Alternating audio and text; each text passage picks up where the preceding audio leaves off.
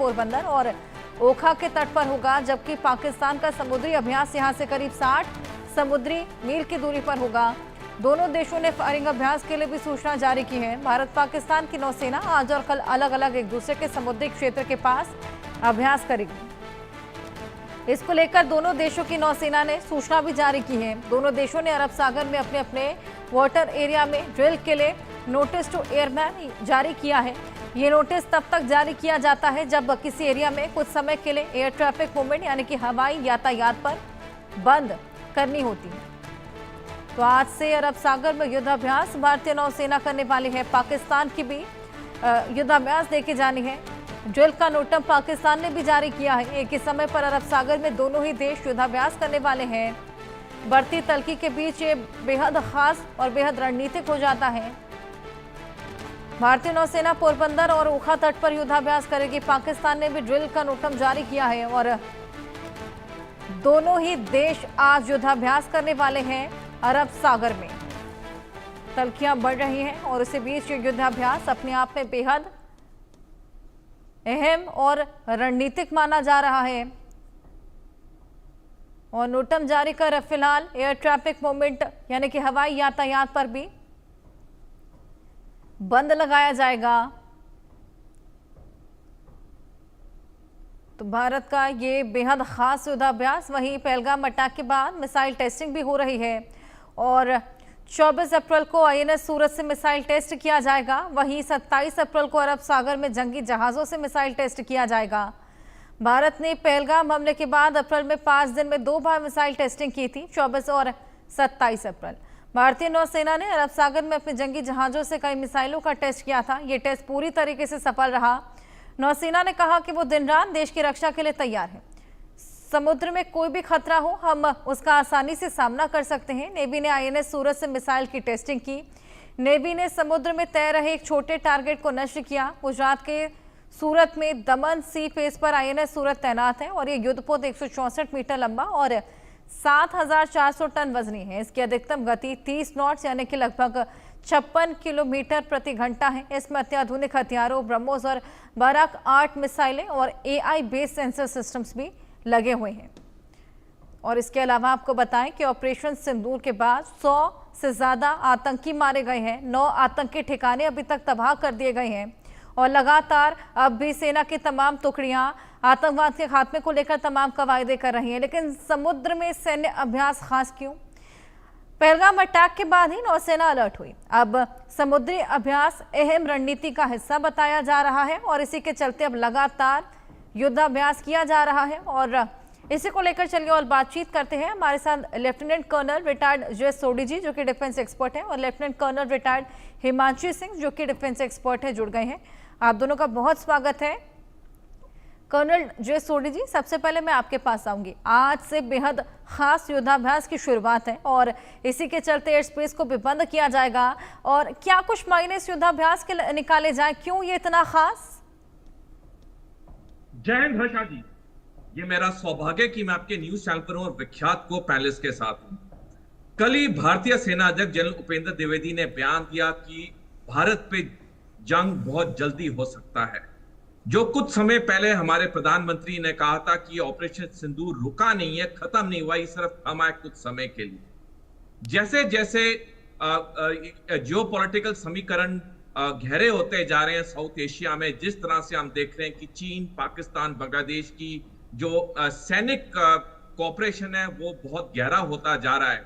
ये जो युद्ध के बादल हैं ये भारत पे और गहरे होते जा रहे हैं और इसी बैकग्राउंड में जो आज और कल भारतीय नौसेना अरेबियन सी में अपनी एक्सरसाइजेस कर रही है, ये अपनी तैयारी को पूरी पुख्ता करने के लिए ये एक्सरसाइजेस कर रही है। वहां पाकिस्तान भी उसी वक्त अपने निजी पानी में वो एक्सरसाइज कर रहा है, क्योंकि सारे जानते हैं कि जंग अब ज्यादा दूर नहीं है और जिसकी चेतावनी बार बार हमारे सीनियर जनरल्स देते आए हैं, हमारे इंडियन एयर चीफ देते आए हैं। तो ये बहुत जरूरी हो जाता है समझना कि आने वाले समय में शांति तो नहीं होगी, आने वाले समय में जंग जरूर होगा।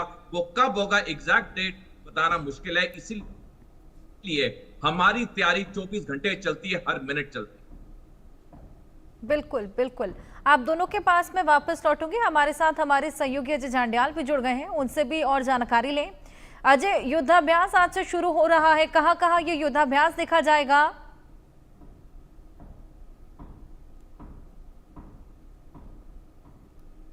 अनम्यूट कीजिए अजय। देखिए, एक चीज को समझना होगा, ये युद्धाभ्यास जो हो रहा है 11 और 12 तारीख को जो युद्धाभ्यास भारत ने तय किया था, उसी तारीख को अगर जो युद्धाभ्यास करने की बात की जा रही है, तो इसका मतलब साफ है कि पाकिस्तान कहीं ना कहीं इस चीज से डरा हुआ है कि भारत अगर युद्धाभ्यास कर रहा है। पिछली बार भी आपको याद होगा, जब पहलगाम हमला हुआ, उसके बाद भारत ने ये कहा था कि वो एक वॉर एक्सरसाइज जो है वो कर रहा है अपने जो इलाके हैं, जो जम्मू कश्मीर और बॉर्डर स्टेट्स हैं। मगर उसके ठीक देर रात जो है अचानक से हमला हुआ और पाकिस्तान शायद उसी चीज से तब से डरा हुआ है। और इस चीज की पाकिस्तान को शंका लग रही है कि भारत अगर कह रहा है तो इसके मायने कुछ और भी हो सकते हैं। और शायद यही वजह है कि एट द सेम टाइम जब 11 और 12 तारीख को भारतीय जो फोर्सेस हैं वो अपना युद्धाभ्यास करेंगी, उसी दौरान जो है वो पाकिस्तान के जो फोर्सेस हैं उन्होंने भी युद्धाभ्यास का जो है वो बात की है।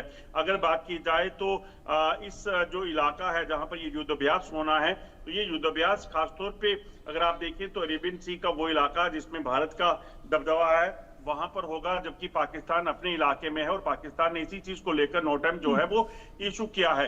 इन दोनों के युद्धाभ्यास एक साथ होने की वजह से कहीं ना कहीं आशंका यही है कि पाकिस्तान जिस तरह से डरा हुआ है, पाकिस्तान नहीं चाहता कि भारत को कोई भी ऐसा मौका दिया जाए।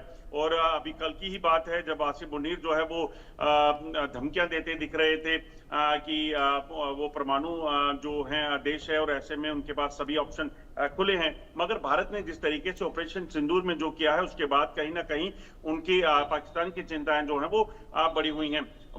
जिस तरीके से ये हालात बने हुए हैं, अब ये युद्धाभ्यास तो 2 दिन के लिए है, मगर पाकिस्तान क्या रणनीति यहाँ पे चल रहा है, इस चीज को देखना होगा।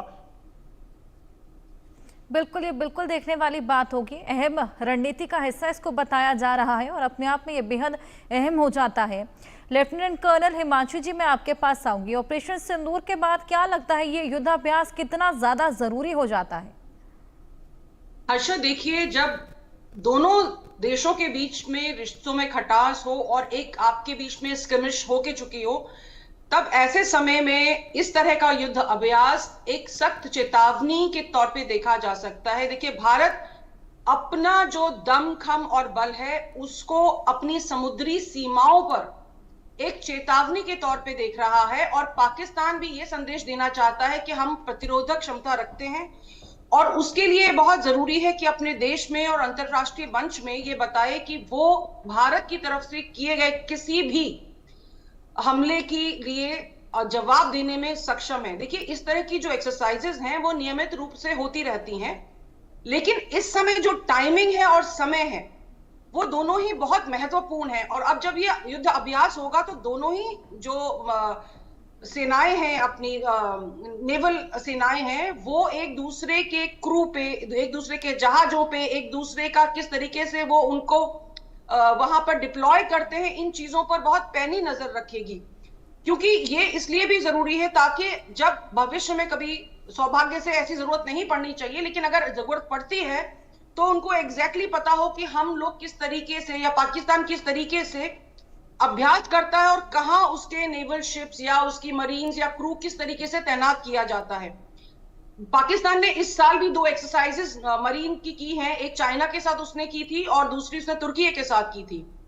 लेकिन इस बार जो युद्ध अभ्यास हो रहा है वो अकेले पाकिस्तान कर रहा है और इसलिए इस समय पे इस पे नजर रखना बहुत जरूरी है ताकि हम भविष्य में आने वाले किसी भी खतरे से अपनी न सिर्फ वायुसेना और आर्मी के द्वारा निपट सके, बल्कि मरीन जो है हमारी, उस फोर्स का भी उनको ये दिखाया जा सके शक्ति प्रदर्शन करके कि हम चाक चौबंद हैं। बिल्कुल, दमखम भी दिखाया जा सके और सीख भी ली जा सके। चलिए, आपके पास मैं वापस आऊंगी। इसी बीच हम एक और बड़ा अपडेट दर्शकों को दे दें। भारतीय नौसेना की ताकत में इजाफा होने वाला है। नौसेना के बेड़े में 2 नए युद्धपोत शामिल होंगे। उदयगिरी F-35 और हिमगिरी F-34 शामिल होंगे।